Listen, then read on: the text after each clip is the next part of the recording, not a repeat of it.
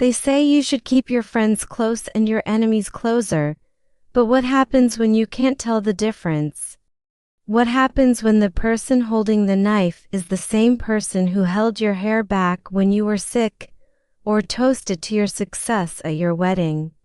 We all think we know our best friends. I certainly thought I did. Her name was Mia. We weren't just work friends.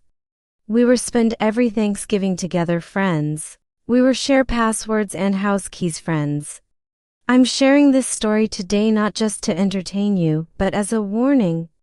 Because the betrayal didn't happen all at once. It didn't happen with a shout or a fight. It happened in silence. It happened with a smile. It happened on the best night of my career, right before I lost everything. If you are listening to this, and you have that one friend who is just a little too interested in your failures, listen closely. This is how I lost my job, my reputation, and my sanity to my best friend. And more importantly, this is exactly how I destroyed her. Let me take you back to where it started.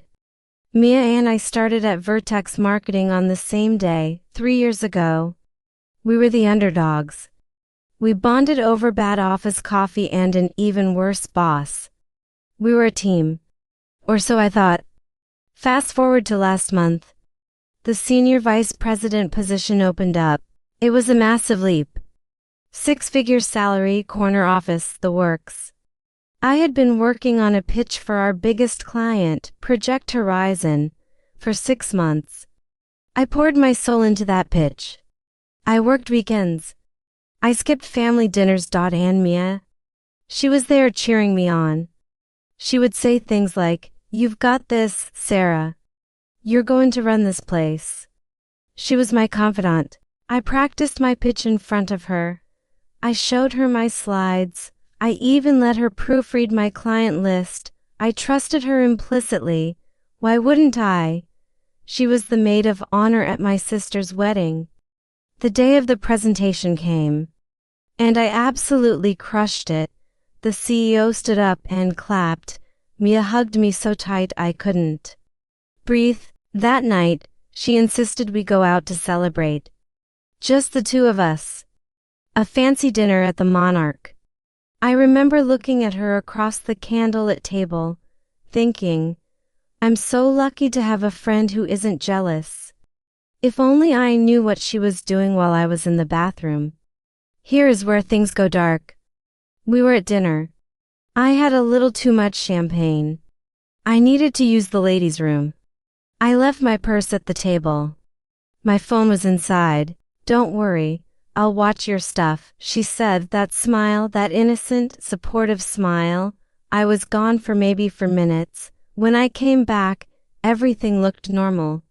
My phone was exactly where I left it. We finished our drinks, paid the bill, and went home. But the next morning, the vibe in the office was strange. People weren't making eye contact with me. Security was standing near the elevators. My keycard didn't work on the main door. I finally got in when someone opened the door, and I walked straight to my desk. But my computer was locked. Then, the HR director called me in. Mia was sitting in the lobby. She wouldn't look at me. She was staring at the floor, looking sad. No. She was acting. The HR director threw a file on the desk. "We have evidence that you emailed our entire confidential client list to a competitor last night at 8:45 p.m. 8:45 p.m. I froze. 8:45 p.m. was exactly when I was in the bathroom at the restaurant. I tried to defend myself. Check the IP address. Check the location. I screamed.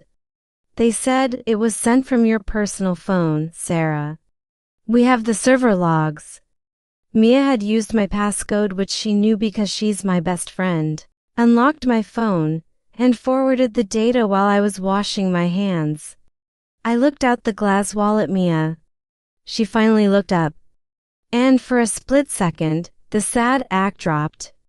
She smirked. Just a tiny, microscopic smirk. I was fired for cause. No severance, no references, and a threat of a lawsuit if I ever stepped foot in the industry again. The next 2 weeks were hell. I couldn't get out of bed. I lost my income.